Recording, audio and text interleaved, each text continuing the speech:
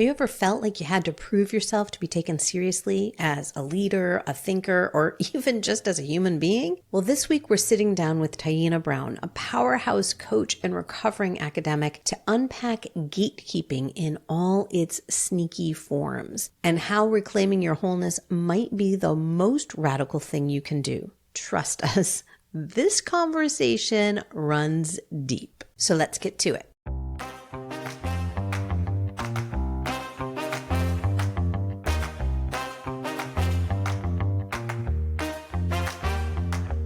Hi there. Welcome to the Empowered and Embodied Show. I'm Kim Romaine. And I'm Louise Neal. We're two transformational coaches who are also fellow travelers on the path of growth and self-discovery. And we're inviting you along for the ride. That's right. We're right here in the trenches with you, navigating the ups and downs of life. And each week we'll be sharing our own experiences, bringing you conversations with amazing guests, and exploring insights and strategies that have helped us find more clarity, confidence, and ease in our lives. And trust us, we do not have it all figured out. We're learning and growing right alongside you. So if you're ready to rise above the chaos, doubt, and confusion that sometimes life throws our way and step into a more empowered and embodied version of yourself, then you're in the right place. Let's get started.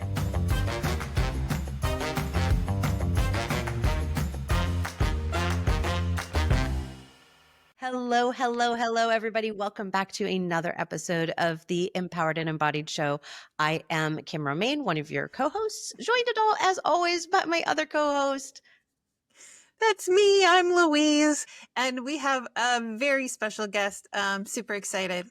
Hi, I am Taina Brown, or Tai, however you prefer to address me. Either of those is fine. And I'm excited to be here and have this conversation with you both. I know Kim and I run in some of the same circles, and so this will be good. I think it'll be really generative. I'm so excited to have you here for this conversation. Oh my goodness. So I'm going to let the world know a little bit about you, and then we're just going to dive in. Cool. Okay. All right. So Taina Brown, all of the names, is a former feminist scholar, but still a feminist, but a former feminist scholar turned strategy whiz, trained in somatic CBT methods. As a personal and professional development coach of over 15 years, she helps leaders and their teams show up as their best values-aligned selves so they can do good work. She is also the co-host of the very fabulous Messy Liberation podcast, along with Becky Mollenkap. Tai, we are so glad to have you here again. Like, so glad. Cannot wait to dive into this conversation. Yeah, let's get into it. Excellent. So how do you get to become, just because I don't think everybody in the world would know this, how do you get to become a feminist scholar? And why? It's really easy. You just have to study feminism. Okay, cool. So I always feel weird calling myself that in any context, past, present, or future tense, because it does feel something that's really lofty, right? Like it feels like something that's reserved for a specific set of people. But part of feminist studies is the goal of not gatekeeping, of breaking down some of those barriers to accessibility.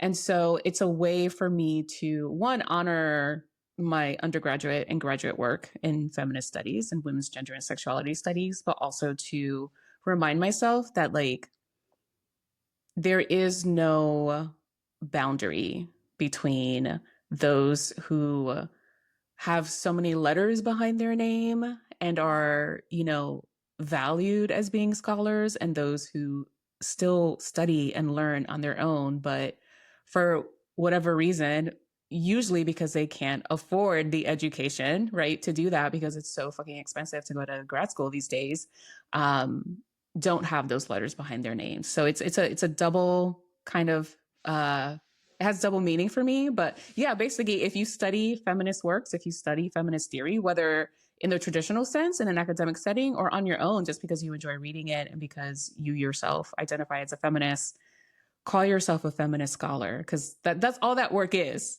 right? That's all that means, is that you study and you learn and you apply. Like, that's what scholarly work is. So Gatekeeping, man.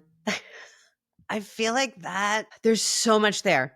There's so much, and I'd actually love if you're up for it. Let's unpack this idea of gatekeeping just a little bit, because I feel like everything is being gatekept. Yeah, I think in any industry, and I'm sure you both have seen this, throughout your experiences as well. In any industry that you're a part of, there's always like a sense of gatekeeping, right? Between those who have somehow passed the test and proven themselves worthy of being called or being allowed into like this inner circle, and those who don't. And I spent a lot of time in academia.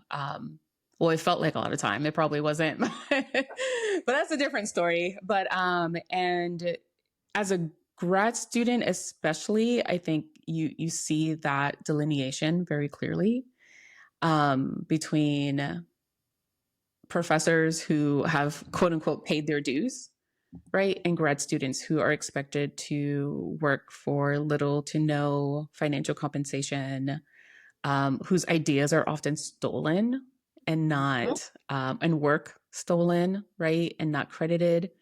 And that's simply what I mean by stolen. It's work that the students have done that has not been credited to them, that their advisor or quote unquote mentor has taken credit for, right? I had a friend who, or we're still friends, she's still alive, but who was in her PhD program for 11 years because her committee would just not move her forward because she was doing so much free labor, right? And it's like, that's a decade of your life where you could have been doing other things. Not that that's not a worthy cause, but like at some point, like she should have been done. Like it should not take you 11 years, right? To complete a PhD program if you're going the traditional route of doing full-time and things like that, right? If you're doing something that's more part-time, obviously the context matters, but in this case, the context was that her committee would not move her forward. They kept bringing her back to like redo something or resubmit something. And it was a really, one that's not an uncommon experience, I think, in academia.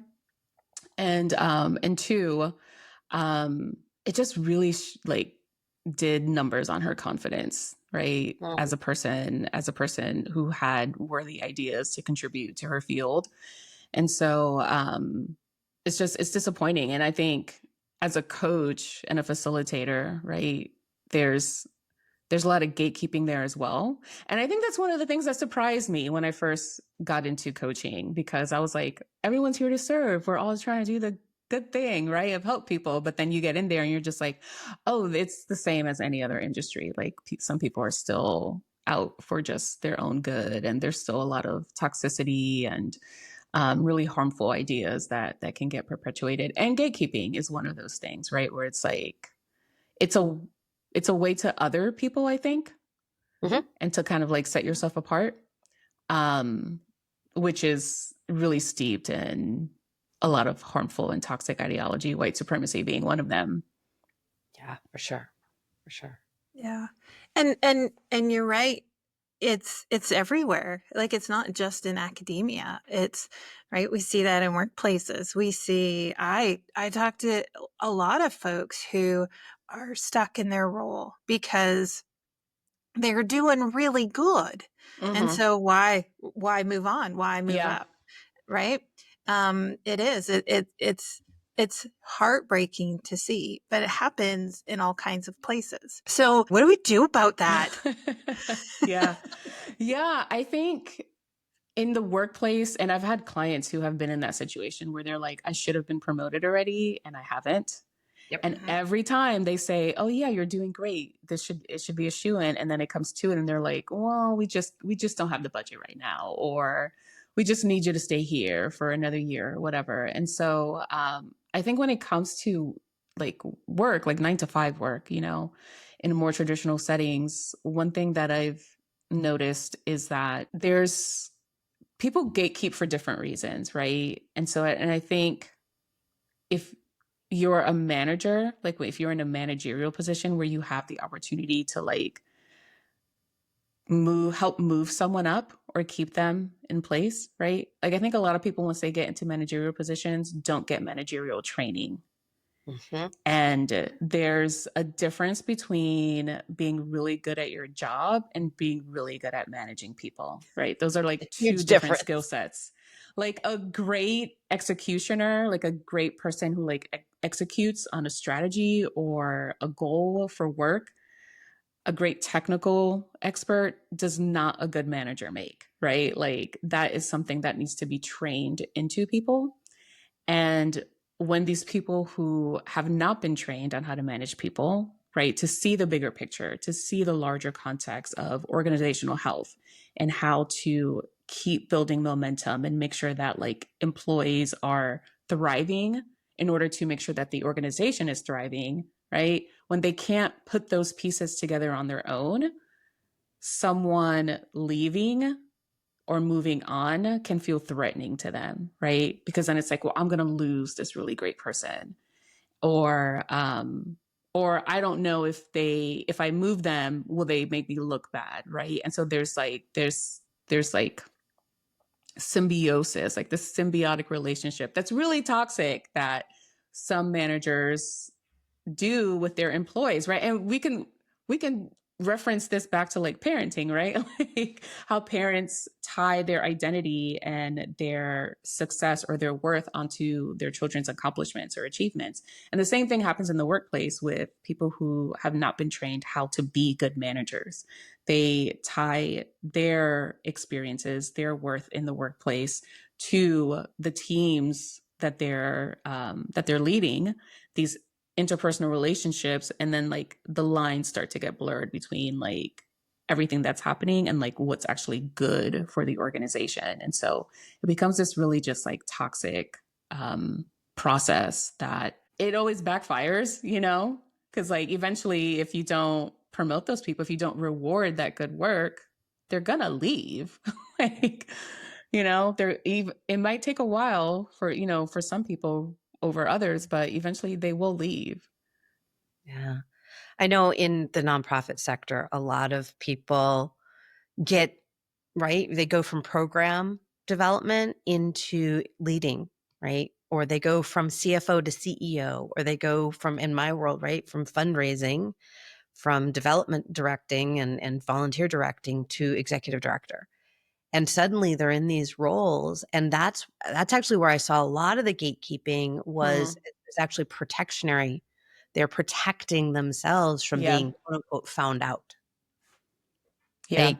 Right? You can't find out I don't actually know what the fuck I'm doing. Yeah.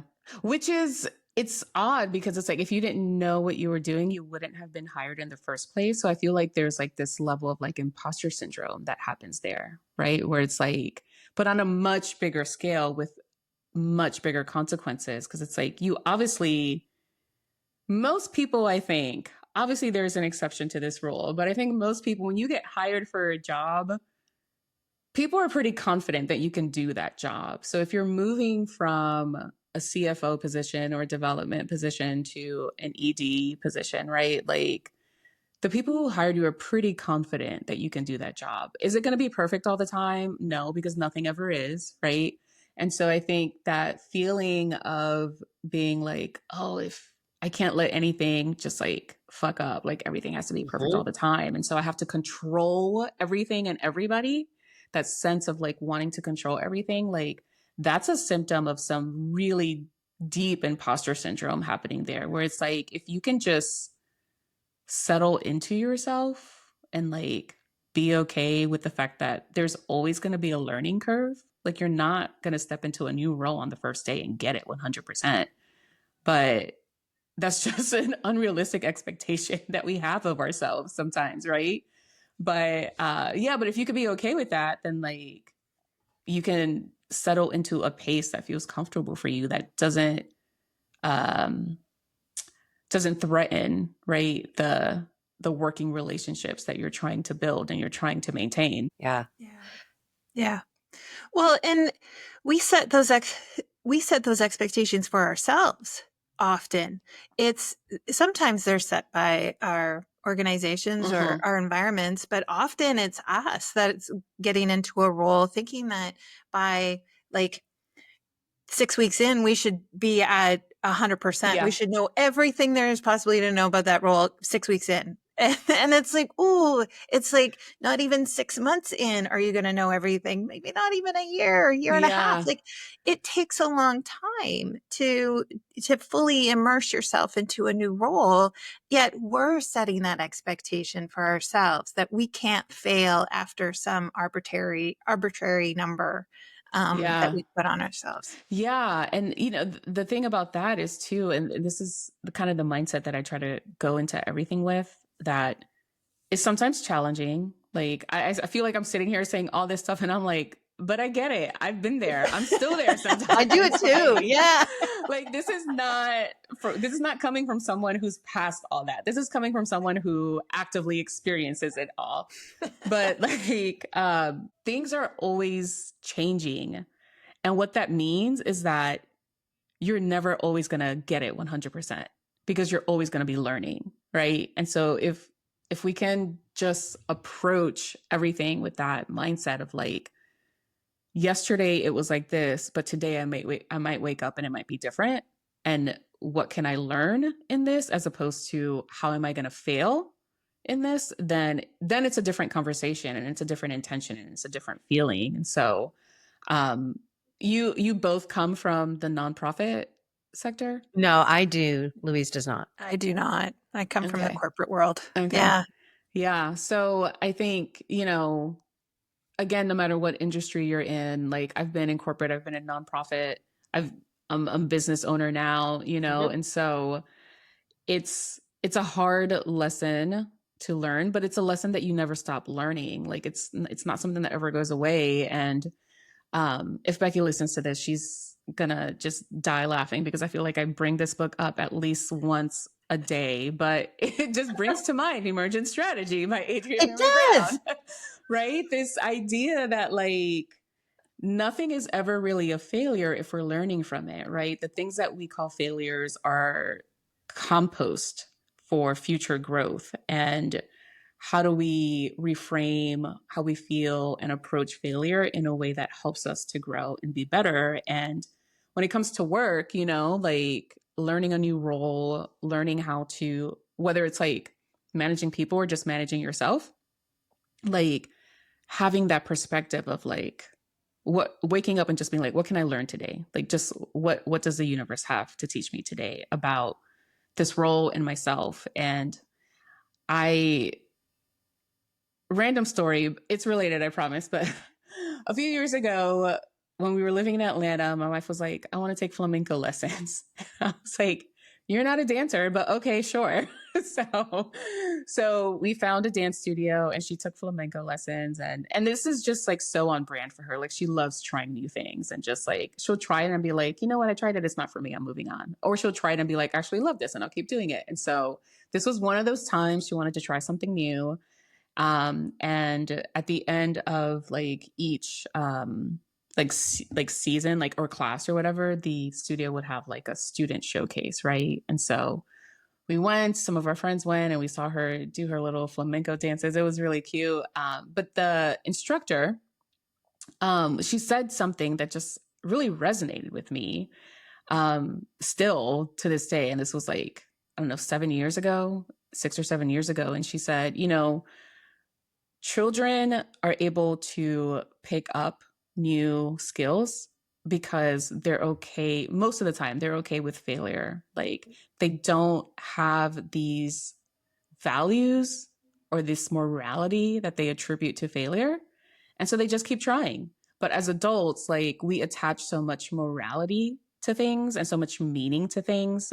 And some of that is obviously based on experiences, right? If you grew up in a home where failure was not an option, and, you know, you were like punished or whatever for failure, like that can develop that kind of value for you. But she said, yeah, as adults, like we try something, and if we're immediately not good at it, we give up because we're like, oh, I'm not good at it, so it's not for me. And we forget that like everything has to be learned. Mm-hmm. like nothing really comes to people naturally. You might have an aptitude for something, but you still have to learn how to do it. Right. And we forget that as adults. We forget to just kind of approach things with that level of curiosity. And I think that that is a really big way that we fail ourselves and our ability to evolve and grow as human beings, especially like in the workplace, especially in our relationships. We just assume that if we don't get it right the first time, then it's not meant to be. And that's not the case. Well, because we forget to play. Yeah. We forget that play is a component, and it's going to look different, right? I've had this conversation with my daughter, who's 15, who still very much plays in very similar ways to how she did when she was little, which is beautiful at 15, that she still has that freedom. And what I have started understanding what play looks like for me, and it looks different in different settings. But there's always a way to bring play. Yeah. Particularly when we are coming up against something that feels like imposter syndrome, right? When we start to get into this place of, but I don't know what I'm doing, so I have to now keep everybody out so they don't know that I'm just this person behind the curtain making the big head of Oz speak. Yeah. Right? And it's like, well, what if you are behind that curtain and Toto comes over and rips the curtain and everybody sees it? Then play. Give somebody a toy heart and a toy this and it, like, play. Yeah. It's okay. Yeah. And the more human that we are, it's the more we give permission to others to be human. 100%. And that's that, 100%. you know, we were talking and when we were talking about emergent strategy before, that ripple effect. How do we ripple it out? Yeah. How does that affect those around us?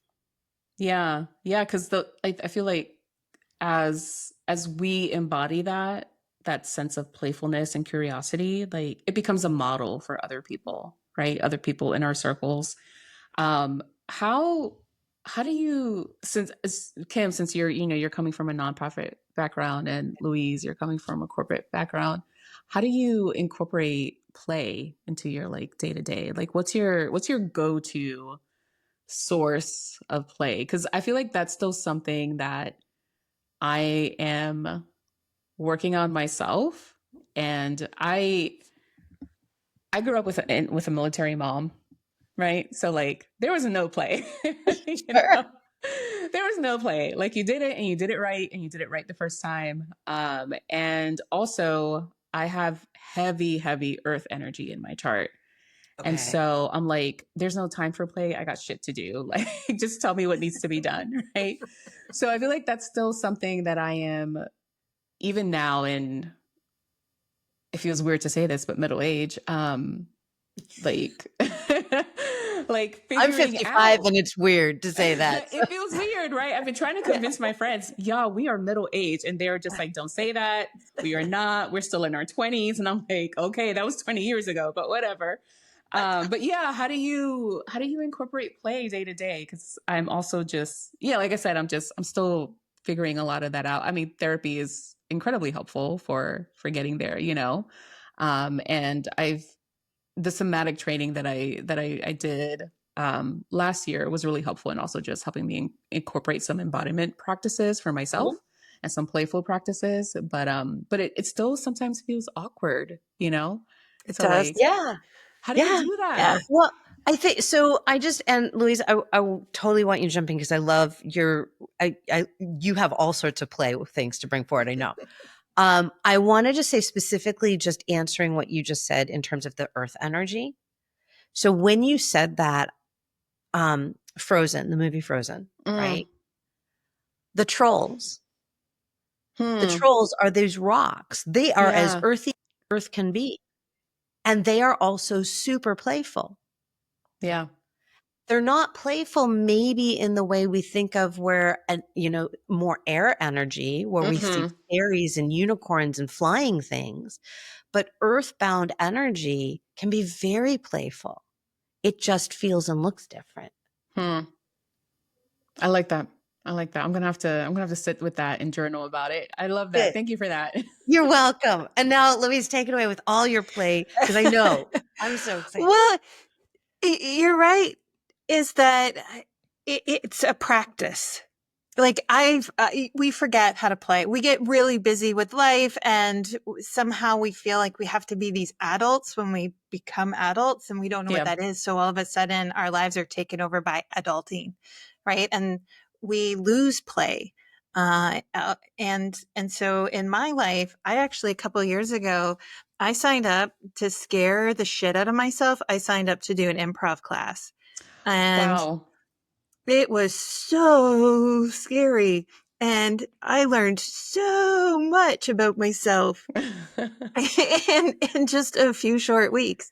And I love it. I love it because it challenges me in ways that nothing else does. And it challenges this idea of like perfectionism and like, what's the next perfect thing to say? And it's like, guess what? There is no perfect thing to say.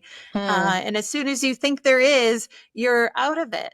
Like you missed it, and you get to use your body, and you get to like trust your instinct and just see what falls out of your mouth. And you don't have to be smart or witty or clever.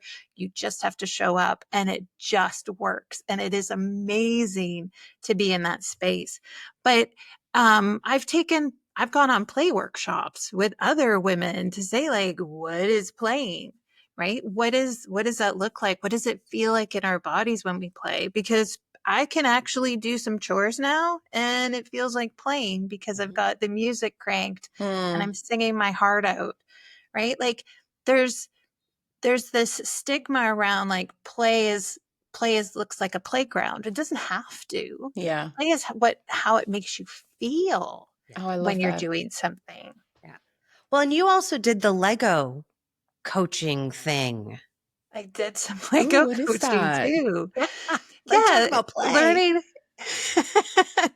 So I'm not a certified. So there's Lego play instructors out there in the world that Wow. I didn't know bring that. Lego into organizations to help leaders kind of release from that idea of like there's this perfect thing or how do we put something together.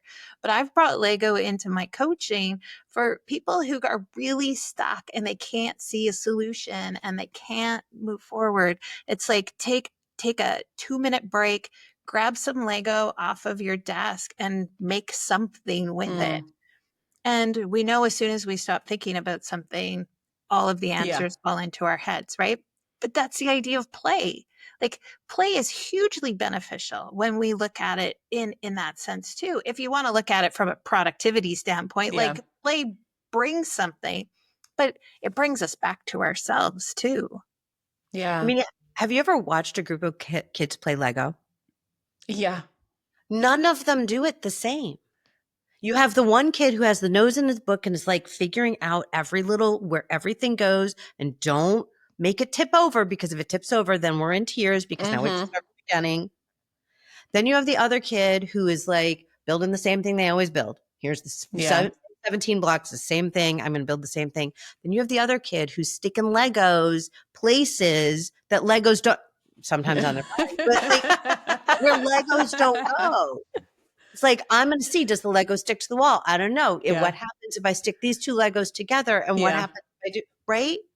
Because kids don't even play with the same toy the same way. Yeah. Yeah. That's very true. That's so true. Yeah. I love this idea of play being part of embodiment. I think I had like separated those two things somehow in my mind, probably a long, long time ago, and just have never really interrogated that. And so, yeah, I love that. Thank you both for that. It was really good. Yeah, absolutely. No, play is one of those things that I got really tired of people telling me, Kim, you need to play more. You need to play more. That will solve all your problems. You need to play. I'm like, I'm fucking silly all the time. Like, how much more can I play? And then I realized that, yeah, I'm silly when I get up from my desk, or I'm silly when I'm like, I can be silly with people, but when I'm working. Yeah. And yeah, there's a part of me that has some enjoyment out of that.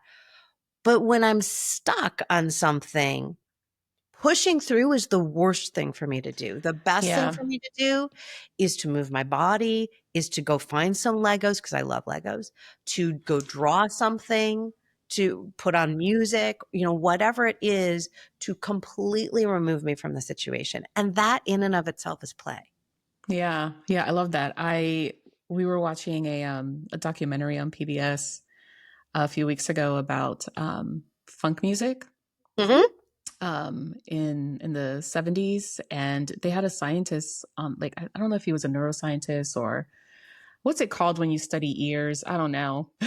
Like how the ear works. Yeah. I'm not going to say it right. So somebody like that. I don't know. He was some kind of like medical scientist expert or whatever. He was saying, like, with funk music, like the reason why it took off the way that it did, and it still continues to just like be this like just source of incredible joy, especially for Black people, right? Because he was talking about this in the context of like the Black liberation movement and the civil rights movement and things like that. He was saying that like there's a sort of like musical intonation with funk music.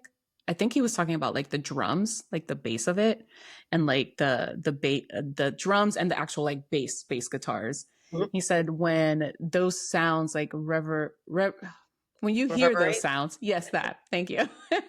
When you hear those sounds in your ear, they trigger this part of your brain that like makes you want to dance, that's connected to movement.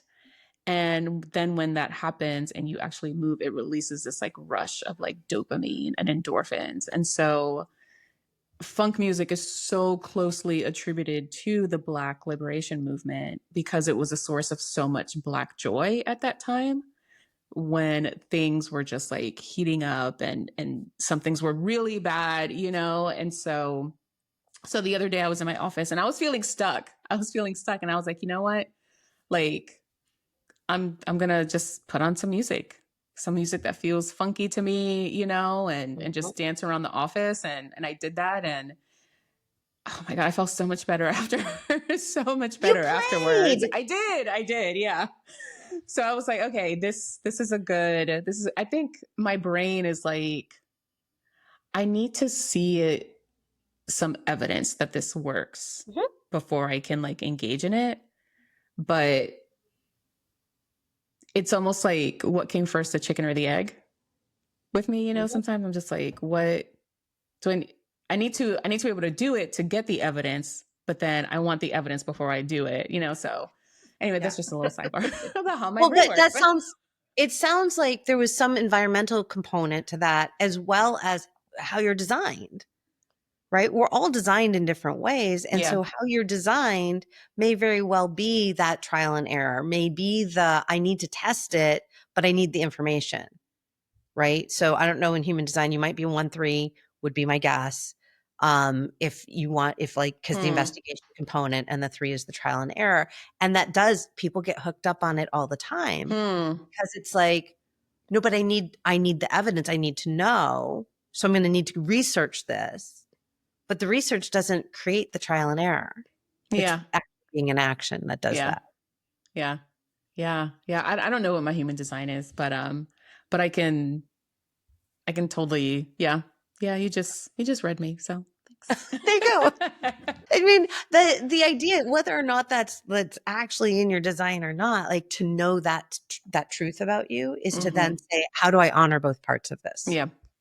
Yeah. Right. How do I honor my like earthiness?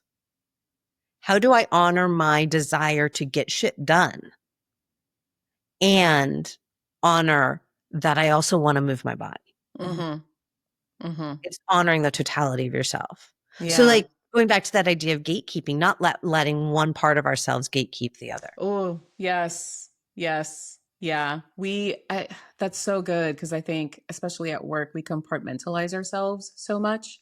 Yeah. And we feel like, okay, who I am at work has to be different from who I am in my relationships versus who I am at home versus who I am with my family. Right. And one thing that I'm just like constantly telling my clients is like, you are one person. You are not fractured across, like, this isn't Harry Potter. You're not Horcruxes across the world, right? Like, you are one person and you have one brain, one nervous system. And so what you experience at home or at work or in different contexts of your life, like, that shows up with you wherever you go. Like, you may try to push it down and you may be successful in pushing it down to a certain degree, but it's gonna pop off eventually because you take that shit with you wherever you go, you know? And so understanding that, like, understanding how to like find that sense of groundedness and regulation across those experiences, I think is so important, especially when we're going into a working environment, because there's so much ambiguity in working environments. And what I know about the brain on ambiguity is that it's not good, right? It creates stress and it leads to bad decision making, right? So if you can find a way to manage your nervous system in that way to help mitigate that ambiguity, then you will be able to do better work and you'll be able to feel more like yourself as opposed to feeling like stifled or like you can't really be who you are at work and just kind of have to like hide different parts of yourself. I just want to say that is a thinking person's bumper sticker: mitigate the ambiguity. It's been my catchphrase for the past couple of years. Mitigate the ambiguity as much as you can. As much as you can. So much of the world is ambiguous right now. Yes. Oh my gosh. So I'm curious, how does somatics fit into this? Yeah. Like, how does that work? Here you are, very heady, you're very logical, very thinking, and yet you're trained in somatics. Yeah. So I decided to pursue a training in somatics for two reasons. One was I felt like it would be able to enhance the work that I do with my clients. And so I'll get into the reason for that in a second. And then the second reason why I wanted to do a training in somatics was for myself. So like last year, a little over a year ago, I ended up getting hospitalized for over a month.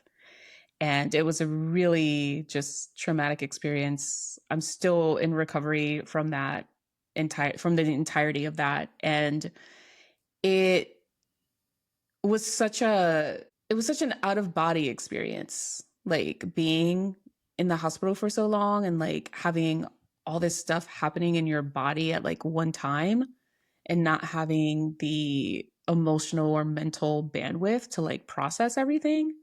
And so when I was released, I just felt really detached. Like I was like, I don't know how to be in my body anymore. And so, and even before I was hospitalized, like I have fibromyalgia. And so this whole concept of like body positivity and trusting your body has always been weird to me because I'm like, I feel like I can't trust my body because I don't know what it's going to wake up like tomorrow, you know? So, and then with the whole hospital experience, it just kind of exacerbated that to like a million degrees. And I was just looking for a way to get back into my body. And I know I'm an extremely logical person and I love learning. And so I was like, I felt like I didn't have the emotional bandwidth to do the work in like therapy or to do that kind of work like on my own through like journaling or something like that. And I was like, I need like a backdoor way to do this. And when I came across this somatic CBT training, I was like, this might be a backdoor way for me to kind of tap into that. And then it's something that I like to talk with my clients about too. It's like, if you can't directly do something, try to find a backdoor way, right? That's going to be a little bit of an easier lift. That's not going to require as much emotional bandwidth on your end, but that's going to help you build some of that momentum and get to the same result. Maybe a little bit longer, but you'll get there. And so I did the training last year, and it was really, really, really good. And it really helped me to just kind of, and how it felt. I think I was so numb from the experience. And I was so afraid to like not be numb because it was such a harrowing experience, being in the hospital for so long. And it really helped to heal a part of me. And so the way that I incorporate that in my work now is like, So I'm on the tail end of what I'm calling like a professional development tour that I'm doing for an organization. And so it was through a one-on-one client that I was working with. She wanted me to, come in and do some professional development for her staff. And we came up with this idea of making like a series of workshops that like expound on each other. So we started with emotional intelligence, and we've gone through different topics. And through each session, I try to incorporate some kind of somatic experience for the participants, whether it's taking a minute for some deep breaths, right? At the beginning or at the end to center people, whether it's using like the emotions wheel to help people like talk about how they're feeling about a particular subject or something like that. Or whether it's just knowledge sharing, right? Helping them understand when you're stressed out, this is what's happening in your brain. This is what's happening in your body. And so it's been really helpful. Like I've gotten a lot of really good feedback from the participants about just like, oh man, I never thought about it that way before. Like this is something that I'm really going to just like, it's going to stick with me, and I'm going to try to like incorporate. And so, so I'm really excited to finish that up and just get some like more general feedback about the experience. But yeah, I'm a highly in my head person. And going back to the first reason why I did that, is because, so like, I'm sure you've heard that phrase, I think, therefore I am. Mm-hmm. Yeah. So that, not to get too heady here or too academic, but that comes from Descartes, Rene Descartes. He was a philosopher, a French philosopher, I think in like the 16 or 1700s. And he was a mathematician. And that whole premise of I think, therefore I am comes from Cartesian philosophy, which is named after him.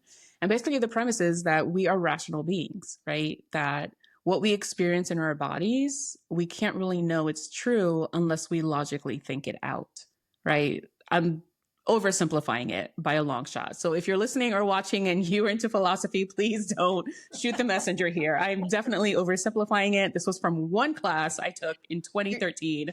You're doing a beautiful job. I spent a semester studying it. You're doing a beautiful job. So, but that principle has evolved into things like the scientific method, right? And so it's a philosophy, it's a way of looking at the world, at life, that has embedded its way into every part of our culture.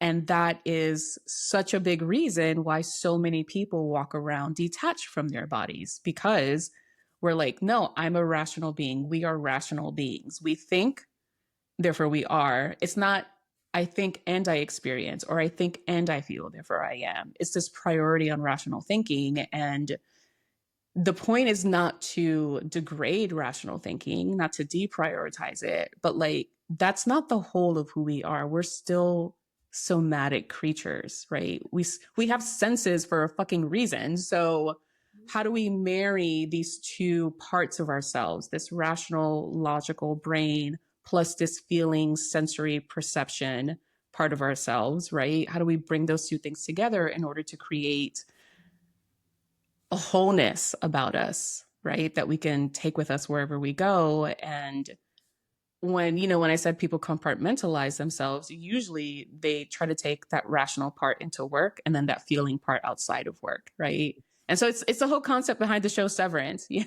like it's like you have an innie and an outie, and and they serve different purposes. And that's true, right? There are those parts of yourself, but they're not split. Like it's still you.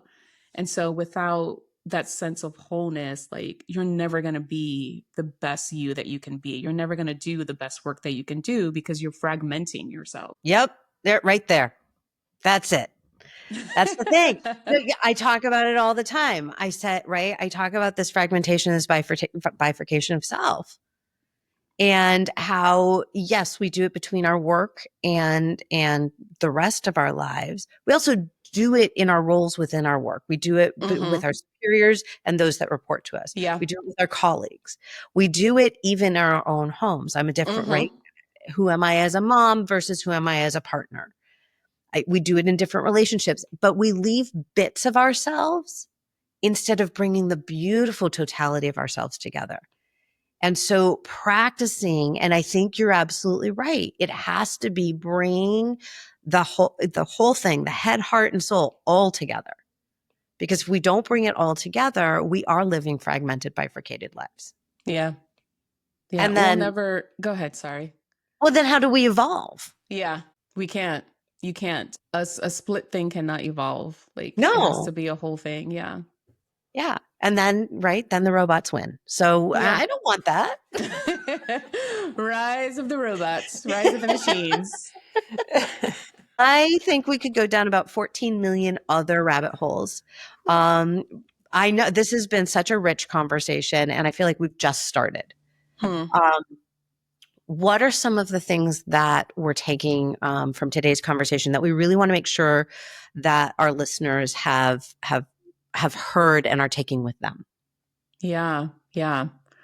I would say practice embodiment through play, right? As we talked about, through dancing, through, meditation, exercises, in order to just settle into the wholeness of who you are so that you can show up as the best version of yourself.